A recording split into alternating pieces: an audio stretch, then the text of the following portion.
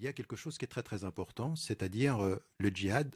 Il y a 80 occurrences du terme djihad dans les traditions. Et il y en a une qui réfère au qital, c'est-à-dire la lutte armée, et qui n'est permise en islam qu'en situation de légitime défense. C'est un djihad contre la pauvreté, c'est un djihad contre l'illettrisme, c'est un djihad contre l'aliénation, c'est un djihad contre l'ignorance. J'ai lancé, il y a plusieurs années de cela, à l'île Maurice, un djihad contre la pauvreté. Vous savez, un tout petit peu dans les termes de l'abbé Pierre qui parlait de la guerre contre la pauvreté. Donc, ça, on peut le comprendre. Donc, on n'est pas loin. Ça, ce sont des choses qu'on peut comprendre. Mais il Donc, prend quelle forme, ce djihad, pardonnez-moi? Il prend quelle forme? En aucun cas des actions violentes? Absolument pas violentes. Non, non, c'est au contraire. Peut-être qu'il faut laisser tomber ce mot, tellement il est ambigu, finalement, et tellement il a des sens vous différents. Vous ne pouvez pas. Ce qu'il faut faire par rapport à une tradition, vous ne pouvez pas enlever à une civilisation, à une religion, la terminologie qui la fonde. Par contre, vous pouvez demander à ses acteurs et à ses membres d'en clarifier le sens. Et c'est au nom même de cette compréhension du djihad que je peux me positionner par rapport à ceux qui vont tuer. Mais cette bataille-là, vous ne pensez pas, c'est très important la bataille sur les mots, et cette bataille-là, vous ne pensez pas qu'elle est complètement perdue? C'est-à-dire qu'aujourd'hui, tout le monde comprend djihad comme soulèvement violent, y compris par les armes du terrorisme contre l'Occident, contre les mécréants, contre les convertis qui ont trahi la religion musulmane, contre les juifs, contre les chrétiens, contre les athées, contre ceux qui profanent Mahomet, etc. Non, tout le monde le comprend comme ceci à la lumière de la couverture médiatique. Mais dans le monde majoritairement musulman, on ne comprend pas ces termes de cette façon-là. تحدثوا فقط عن جهاد الدفع وقاتلوا الذين يقاتلونكم وقاتلوا في سبيل الله الذين يقاتلونكم ولا تعتدوا إن الله لا يحب المعتدين. يعني بحس الواحد إنه لازم دائما يكون مؤدب، ما يجيش في حدا ولا يرفع سلاحه في وجه حدا. إن حدا اعتدى عليه بنعتدي، ما عدا ذلك خلاص سلمية.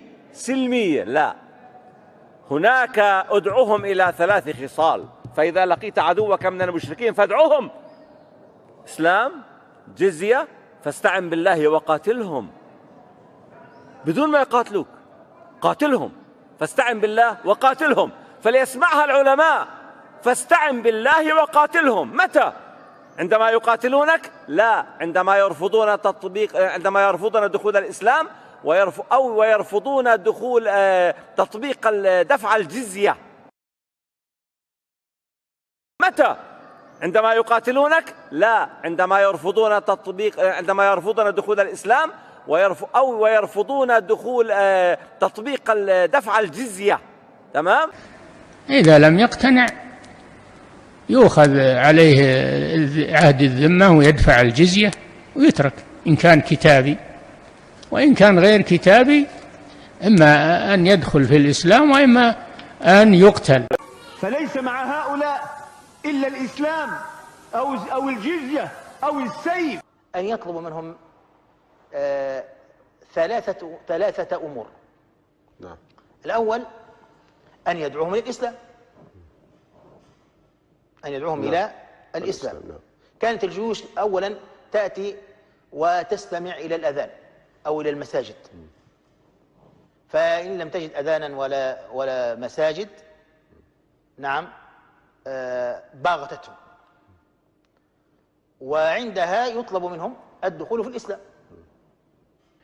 فإن رفضوا فالإسلام لا يكرههم على الدخول فيه، لا إكراه في الدين، قد تبين الرشد من الغي. الأمر الثاني أن يدفعوا الجزية، نظير الحماية، أن يدفعوا الجزية. فإن أبوا لا الإسلام ولا دفع الجزية فلا مناص حينئذ من المناجزة والقتال. فبالله عليك، من الذي يعتبر بدأ القتال في هذه الحالة؟ هم. إن إذا أبوا لا الإسلام ولا الجزية فهم الذين اختاروا القتال واختاروا المناجزة، وعندها يقاتلهم المسلمون. هذا غير موجود في غير الإسلام. فإن أبوا الإسلام فأمرهم بالجزية، فإن أجابوك إليها فكف عنهم لا يقاتلون، فإنهم أبوا الجزية استعن بالله وقاتلهم.